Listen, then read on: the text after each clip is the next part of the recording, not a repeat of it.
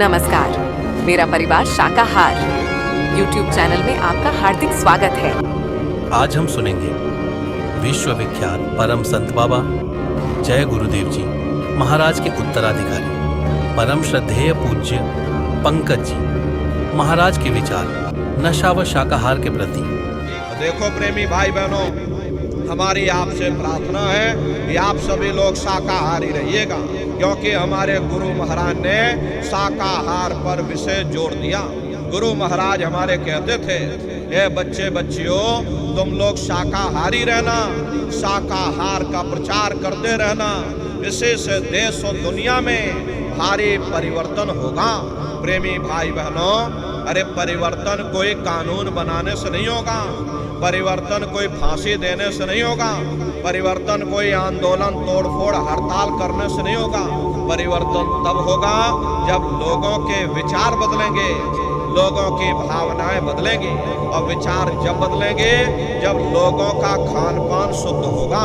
देसी कहावत है भाई, जैसा खाए अन्न वैसा होए मन। जब इंसान पशुप्रति भोजन करेगा तो उसकी बुद्धि स्वतः ही पशुओं जैसी हो जाएगी। फिर जिस शराब के नशे में माँ बहन बेटी की पहचान खत्म हो जाए, उस शराब को पी करके यह कैसे पता चलेगा कि क्या अच्छा और क्या बुरा है। यही कारण है कि आज घर समाज में ये दुनिया भर के अत्याचार और दुनिया भर के व्यभिचार फैले हुए। अरे हम लोग देखिए मंदिर बनवाते हैं, उन मंदिरों में नहा धो करके जाते, कहते भाई परमात्मा के रहने की जगह है, हमको नहा धो करके जाना चाहिए, फूल अगरबत्ती ले जाना चाहिए। कोई उन मंदिरों में कूड़ा कचरा नहीं डालता। अगर कूड़ा कचरा डालोगे तो आपस में लाठियां चल जाएंगी। फिर ये जो हरि मंदिर है, ये पंच भौतिक शरीर जिसे महात्माओं ने हरि मंदिर कहा, अरे इसमें तुम हाड़ मांस के लोथड़े डालते हो, इसमें मुर्गा काट काट करके तुम डालते हो, इसमें तुम शराब के कतरे डालते हो। अपने बनाए हुए मंदिर की तुम कद्र करोगे तो परमात्मा के बनाए हुए इस मानव मंदिर को तुमने जीते जी कब्रिस्तान बना दिया तो सख्त सजा मिलेगी। अरे महात्माओं ने लिखा है, तिल भर मच्छी खाई के कोट गऊ दे दान, काशी करवट जामर निश्चय नरक निदान। यदि तिल भर भी मच्छी खा करके फिर चाहे कोटान कोट तुम गऊओं का दान करो और काशी में जाकर के मत्था रगड़ते रगड़ते अपनी पूरी जिंदगी वहां पर गुजार दो, फिर भी तुमको तुम्हारे गुनाहों की सजा मिलेगी, कोई बच नहीं सकता। क्योंकि ये कर्म भूमि है, यहाँ तुम जैसा कर्म करोगे वैसा फल तुमको मिलेगा। देखिए इस कर्म भूमि पर कृष्ण भगवान तक नहीं बच पाए। उस समय बाली को छिप करके बाण मारा और वही बाली कृष्ण अवतार में बहेलिया बन करके आ गया, और कृष्ण भगवान के पैरों में पदम चमकता था। हिरण की आंख समझ करके और बहेलिये ने निशाना मार दिया, और जब पास में आकर के देखा कृष्ण भगवान थे, अफसोस करने लगे। लेकिन कृष्ण भगवान ने उसको समझाया कि भाई इसमें तुम्हारा कोई दोष नहीं, उस समय हमने तुमको मारा, अरे आज तुमने हमको मार दिया, हमारा तुम्हारा अदला बदला पूरा हो गया। कर्म प्रधान विश्व रच राखा, जो जस करे सो तस फल चाखा। ये कर्मों का ऐसा देश है, यहाँ तुम जैसे बीज बोगे वैसे ही फसल काटोगे। इसलिए हमारी आपसे प्रार्थना है कि आप लोग शाकाहारी रहिएगा। ये तरह तरह की बीमारियां जो आज के समय में आ रही हैं, इसका मुख्य कारण यही है, लोगों का खान पान गंदा हो गया।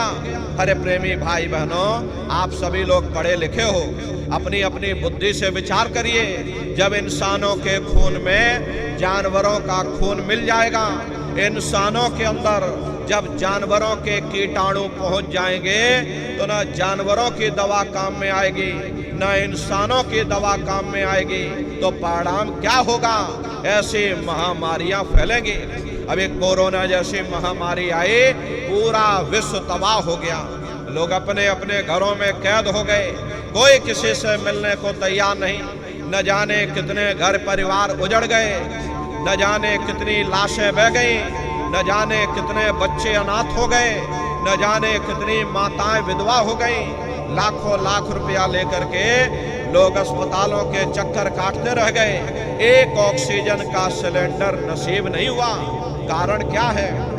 कारण यही है, जब जानवरों के कीटाणु इंसान के शरीर में प्रवेश कर जाएंगे तो ऐसी महामारियां आने वाले समय में और फैलेंगी। हमारे गुरु महाराज कहते थे, बच्चा तुम अभी क्या देख रहे हो, आगे वो समय आ रहा, ऐसी नई नई बीमारियां आएंगी। पहले बीमारियों की हवा चलेगी, फिर बीमारियों की आंधी आएगी और फिर बीमारियों की सुनामी आएगी। लाशें बड़ी घर घर में सड़ेंगी, बचाने वाला मिलेगा न कोई, जमाना बदलेगा। और कहे जय गुरुदेव पुकार, जमाना बदलेगा। इसलिए हमारी आपसे प्रार्थना है, ये आप लोग शाकाहारी रहिएगा। कोई ऐसा नशा मत करो जिससे बुद्धि तुम्हारी पागल हो जाए और घर में माँ बहन बेटी की पहचान खो दो। अरे आप अपने आप को कट्टर हिंदू मानते हो, अरे भाई हम कट्टर हिंदू हैं, हमसे बड़ा सनातनी दुनिया में कोई नहीं। हम भगवान राम को मानने वाले, हम बजरंगबली को मानने वाले और हम भगवान कृष्ण को मानने वाले। अरे भाई आप राम को मानते हो और आप कृष्ण को मानते हो तो उनके आदर्शों पर भी चलना सीखो। भगवान राम ने कभी नहीं कहा कि तुम मांस खाओ, या भगवान कृष्ण ने कभी नहीं कहा कि तुम शराब पियो।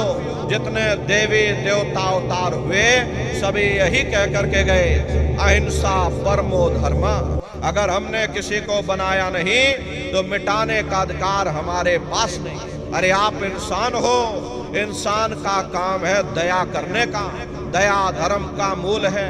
इसलिए आप जीवों पर रहम करो, रूहों पर रहम करो। सभी लोग शाकाहारी रहना और शाकाहार का प्रचार अपने अपने क्षेत्रों में बराबर आप लोग करते रहिएगा। अरे सतयुग कैसे आएगा, राम राज कैसे आएगा?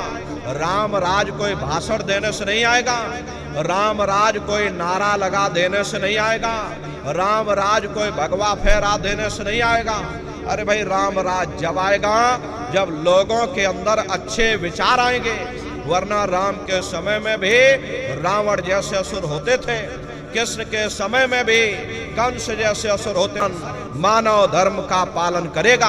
अरे मानव धर्म क्या कहता है? सत्य, दया, हिंसा, प्रेम और करुणा, यही मानव धर्म का आधार है। जब मानव के अंदर मानवता आ जाएगी, मानव के अंदर दया आ जाएगी, मानव के अंदर करुणा आ जाएगी, ये मानव दूसरों की पीड़ा को अपनी पीड़ा समझने लग जाएगा।